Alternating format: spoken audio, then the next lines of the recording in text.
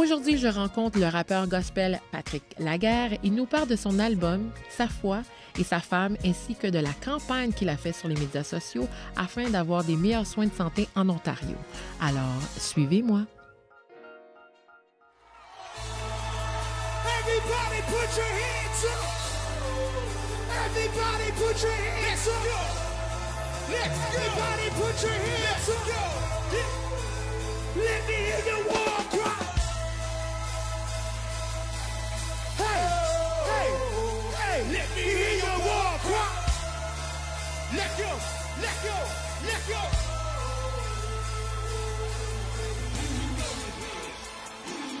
Who you rolling with? Who you rolling with? Who you rolling with? Who you rolling with? Who you rolling with? Who you rolling? Bonjour Patrick. What's up? Ouais. Comment ça va? Et Patrick, tout le monde te connaît. Ben, Patrick Laguerre, c'est ton vrai nom.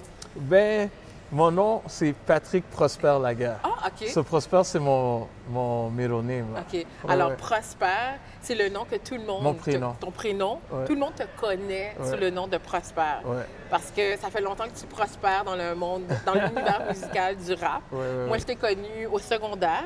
Tout le monde me parlait de Prosper. Puis là, je dis de qui qu'on parle? Je venais juste d'arriver de Montréal. OK. Et je t'ai vu sur scène faire une interprétation, je pense, de Jay-Z, parce que Jay-Z, à l'époque, était super populaire, puis il l'est encore. Puis j'ai dit, oh my God, ce gars est talentueux. Nice. Je voulais te poser la question cruciale, élémentaire. Comment tu as su que tu avais ce talent en toi de rapper? Ah, mais le talent vient... Le rap tel quel, je pense que c'était au secondaire. Mais avant ça, c'est depuis que j'étais enfant. Depuis que j'étais enfant, moi, j'aimais ça, toujours faire des performances. J'avais quoi? Je pense que j'avais 5 ans, je pense, quand j'ai été introduit à Elvis Presley. Wow! So, j'étais un petit garçon là, qui aimait juste les affaires de Elvis. Comme Noël, tout ce que je voulais comme cadeau, c'était quoi?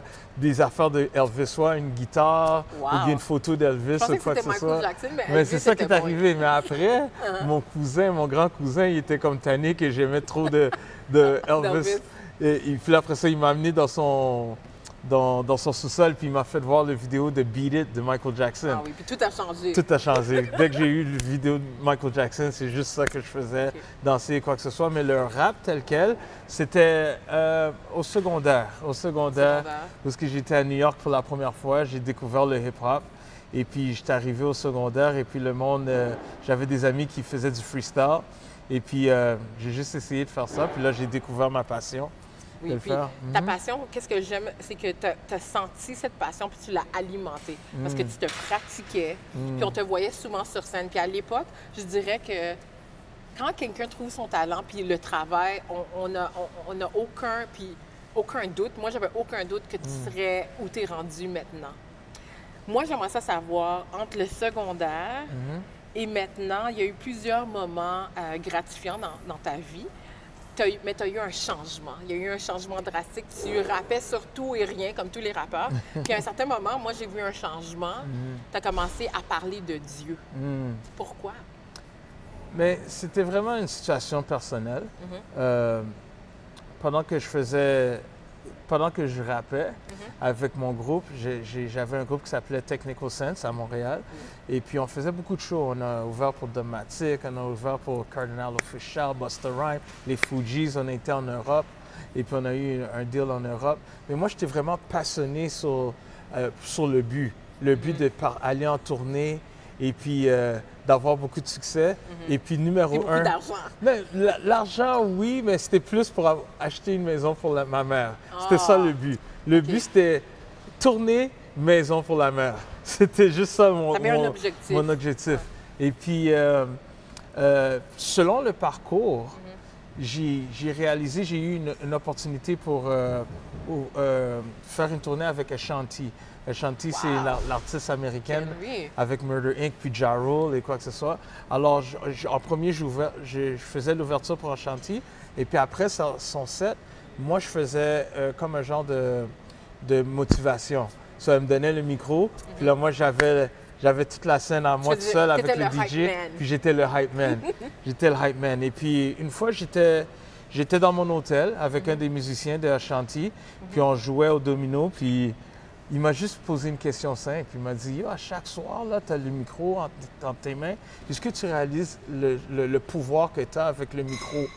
Et puis, à chaque soir, qu'est-ce que tu penses de ce que tu donnes à ton audience? Est-ce que tu donnes une substance à ton audience ou bien tu t'en fous? Mais il m'a demandé cette question-là juste en jokant. OK. Comme c'était pas une conversation sérieuse, c'était juste comme ça. Et puis cette question-là a vraiment résonné tout le reste de la tournée. Alors, dès que j'avais le micro, puis je regardais vraiment, c'est comme si j'ai eu comme une autre vision de comment le monde réagissait sur qu'est-ce que je disais. Puis c'est là que j'ai réalisé que ce que je faisais était vraiment du côté négatif au point de vue de j'avais pas de substance. Et puis ça a vraiment changé la perception, la façon que je voyais que j'avais un don pour faire quelque chose un peu plus avec, on appelle ça purpose, avec beaucoup plus de purpose. Alors, c'est ça. Là, pendant la tournée, j'ai vu que, tu vois, c'est quelque chose. Et puis, j'ai été toujours raised. J'étais toujours élevé avec le côté spirituel aussi. Alors, j'ai toujours grandi avec le côté spirituel. Et puis, j'ai réalisé que, tu vois, j'ai quelque chose de peu plus... J'ai un don qui vient de Dieu. Et c'est quelque chose que je dois utiliser. Oui. Et alors, après la tournée, j'ai fait comme une décision personnelle. Alors, ça, c'était en quelle année? Ça, c'était en 2003. Oui, 2003, avant les médias sociaux aussi. Oui, c'est ça. 2003, 2002, quelque chose comme ça. Et puis, j'ai fait une décision personnelle. Mais j'avais une équipe, j'avais un groupe de rap, on était 4 gars. Wow. J'avais une équipe de management et puis on venait juste de signer un gros record deal. Puis dans le temps, là, en l'an 2000, 2001, 2002, là, avoir un record deal, c'était vraiment... C'est encore une grosse affaire maintenant. Ouais.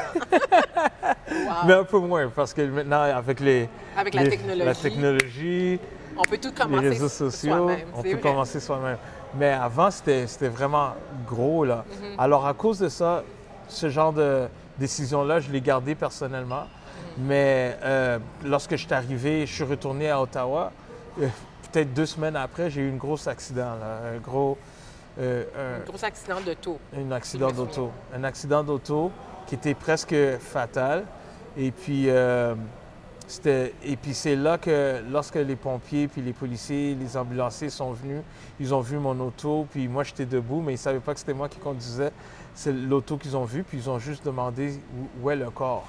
Parce que c'est impossible que la personne qui conduisait cette auto-là ait vivant. A survécu. Oui. Puis c'est là que, pour moi, cette soirée-là, lorsque j'étais dans mon lit, dans ma chambre, j'ai réalisé que cette soirée-là, j'étais supposé d'être dans une morgue. Alors, c'est là que j'ai vu que, wow, avec ce genre de décision-là que j'avais, mais une confusion et quoi que ce soit, tout ce que j'aurais eu mon équipe en train de venir à mon funérail. Et puis, j'ai vu que j'allais manquer l'opportunité de vraiment prendre cette décision-là au sérieux. Et puis, c'est là que j'ai changé ma vie. Parce que tu as pris la décision, mais tu l'as gardée à l'interne. Ouais. Tu voulais pas le partager. Puis là, c'est comme comme on dit en anglais, un wake-up call. C'est ça. Okay. Ça, j'ai eu mon wake-up call. Et puis, c'était dans ma chambre, tout seul. C'était pas comme dans une conférence ou bien j'ai pas entendu un sermon ou quoi que ce soit. T'étais pas à l'église. Oui, puis c'était vraiment pas des émotions, mais c'était une émotion personnelle où j'ai vraiment décidé de changer ma vie. Oui. Ouais. Puis non seulement ça, parce que moi, je t'ai connue, puis je t'en ai parlé, tu étais populaire, les filles t'aimaient et tout ça. Puis l'autre changement que je pense qui est majeur, puis en tant qu'homme, je pense que c'est important d'en parler parce qu'on est plus vieux aussi, c'est que tu t'es marié. Quand tu t'es marié avec quelqu'un qui aimait autant la musique que toi, puis qui fait partie de ton groupe, GPM. Puis on va en parler bientôt, mais je trouve qu'un homme, derrière chaque grand homme, il y a une grande femme. Ça, c'est vrai. Et je pense que c'est quelque chose que j'aimerais ça te parler parce que là, on est plus vieux. Puis ta femme fait partie de ton groupe. Puis sur les plateformes sociales, si on regarde ta page, elle est presque dans toutes les photos avec toi. Oui, c'est vrai. Ça, c'est vraiment comme... C'est vraiment Dieu qui nous a vraiment connectés ensemble parce que c'était vraiment organique comme. Ouais, elle, je l'ai rencontrée par mon ami Ronnie.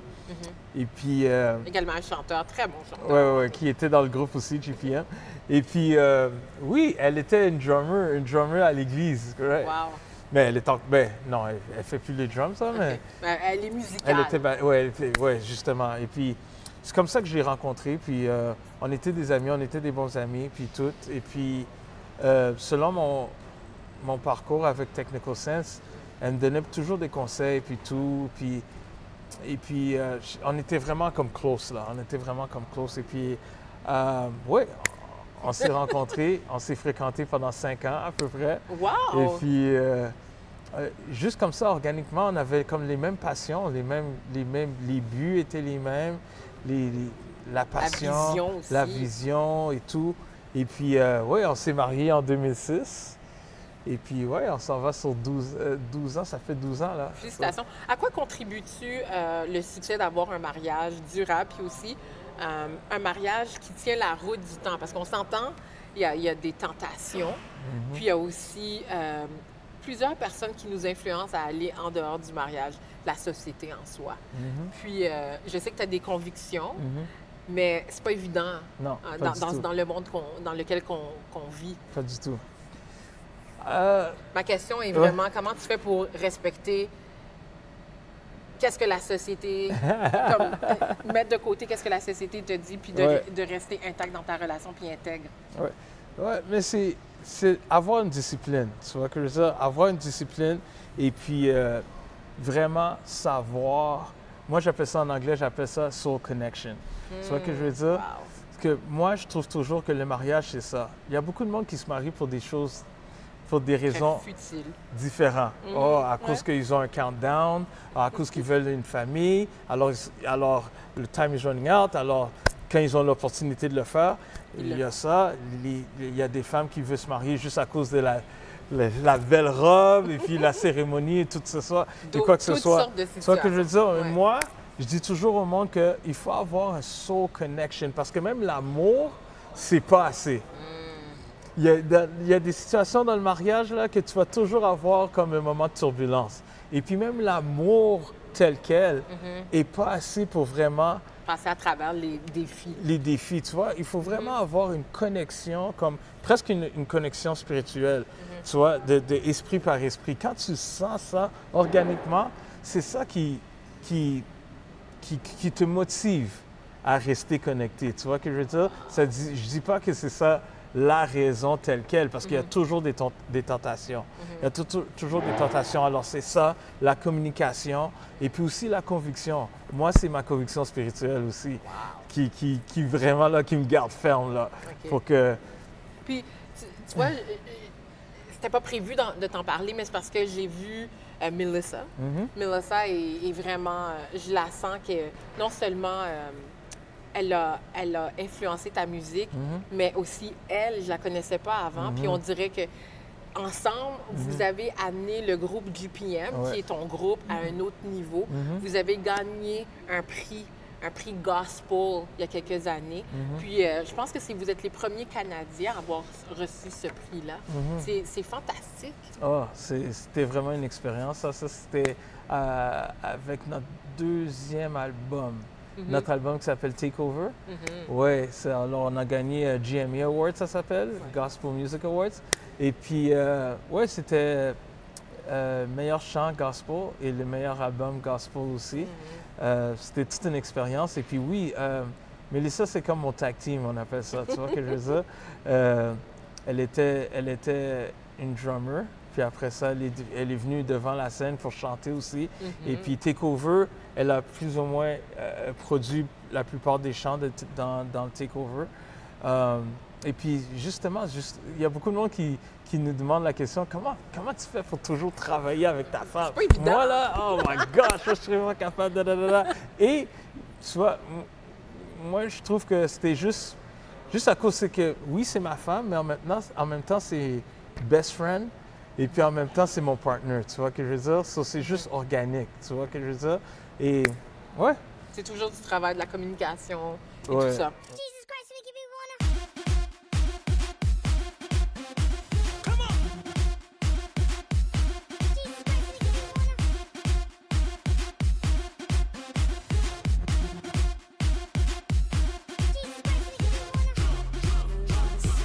le dernier album que tu as eu, tu avais fait un vidéo là, que je dois dire, c'était à Ottawa, dans le centre-ville d'Ottawa, avec des enfants.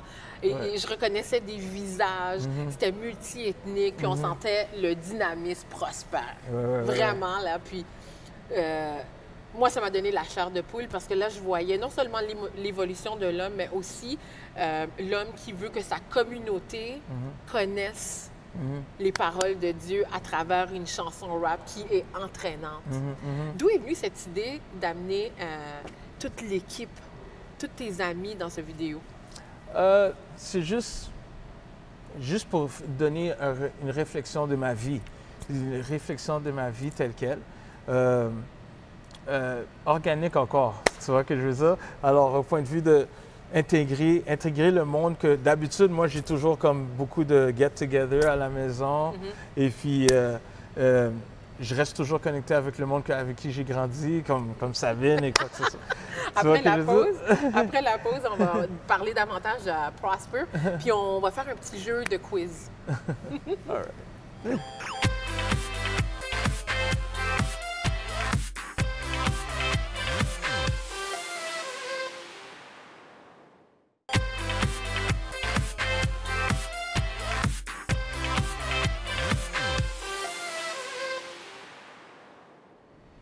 Nous sommes de retour avec Patrick Laguerre, connu sur Prosper, son nom d'artiste.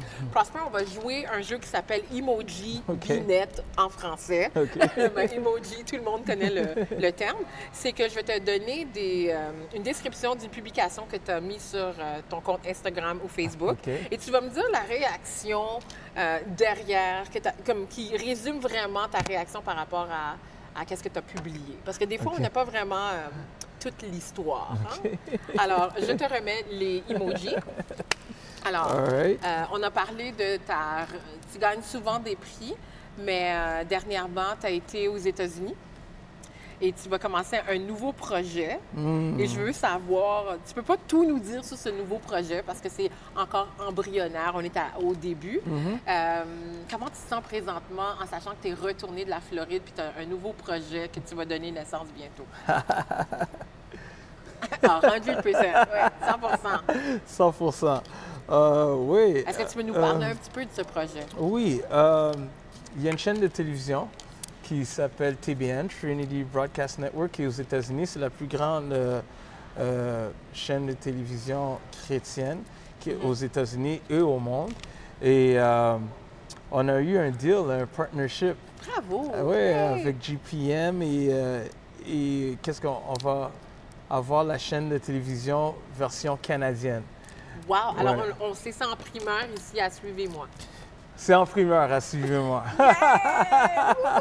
Excellent, excellent. Ouais, je ne peux pas donner plus de détails que ça, mais je peux dire que c'est officiel que, le partnership a été fait et puis, ça a tout bien été en Floride. Super. On était en Floride et on était dans une place qui s'appelle Holy Land. Et, et puis ça a super bien été. Alors, la vignette, c'est Feeling 100. Super, great. Tu as lancé une vidéo il y a à peu près presque 2 ans avec toute ta communauté, les gens qui t'ont aidé, les gens qui t'appuient et ton groupe GPN, les membres de ton groupe. Et tu l'as fait ici même dans le centre-ville d'Ottawa. Quand tu l'as lancé, quel était ton sentiment? Peux-tu me choisir un emoji qui résume ton sentiment quand tu as fait le lancement? Parce que c'était en ligne sur YouTube.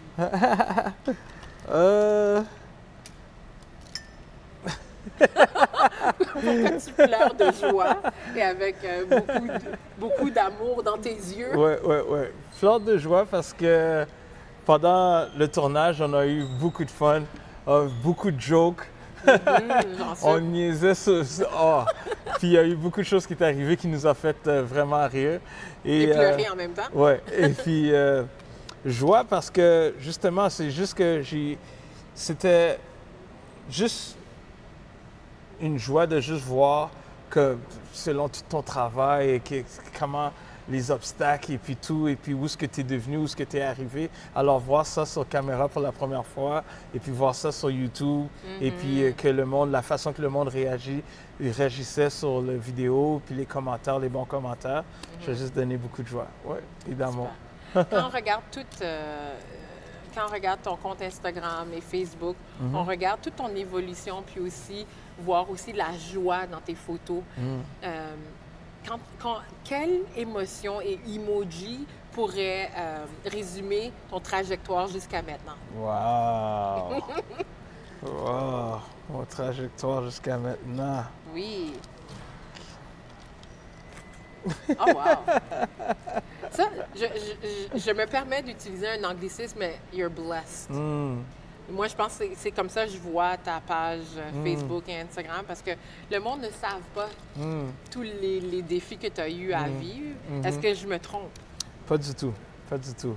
Même si j'ai toujours un sourire, moi j'ai toujours un sourire. Je ris tout le temps, j'ai toujours, je trouve toujours que ça c'est comme, I call it, en anglais je dis the best medicine is to always smile.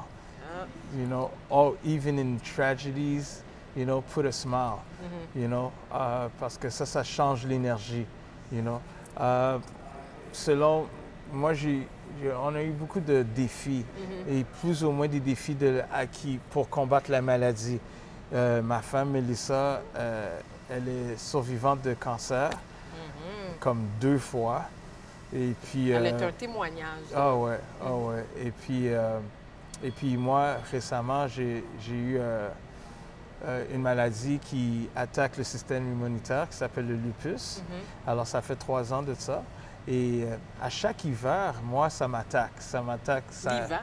Oui, c'est toujours comme au mois de novembre, octobre, novembre, décembre, que j'ai comme une attaque un peu plus sévère que d'habitude.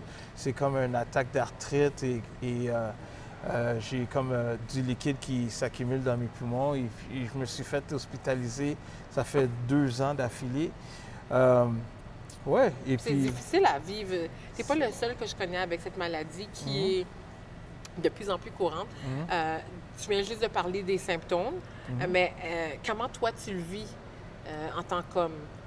Est-ce que tu te sens immobilisé par cette maladie ou tu te dis il faut que je continue à persévérer? Mais en premier, c'est de l'accepter en premier. Moi, après la première année, je ne l'ai pas accepté. Je vivais comme si j'avais aucune maladie ou quoi que ce soit. Et tu étais en déni. Oui. Et parce que c'est le genre de maladie qui est différent pour tout le monde, mais ça te fatigue plus vite. Il y a beaucoup de choses que tu ne peux pas faire autant que tu pouvais faire avant. Il y a beaucoup de choses qui arrivent, tu vois ce que je veux dire? Mais c'est quand j'ai été hospitalisé, c'est comme si c'est là que j'ai eu comme un genre de reality check. Tu vois, et puis là, ça fait la 3e fois que je sors de l'hôpital. Et puis j'ai eu une réaction un peu plus sévère avec les médicaments que tu prends aussi. J'ai eu comme un genre de... ça s'appelle Flesh Eating Disease, où est-ce que je me suis réveillé, puis j'ai commencé à avoir comme beaucoup de taches dans ma peau, puis tout, puis là, ça commençait à manger tout partout dans mon corps, puis j'étais hospitalisé et quoi que ce soit. Et ça m'a vraiment découragé, ça m'a mis dans une situation vraiment basse, mais tu vois, c'est vraiment ma foi et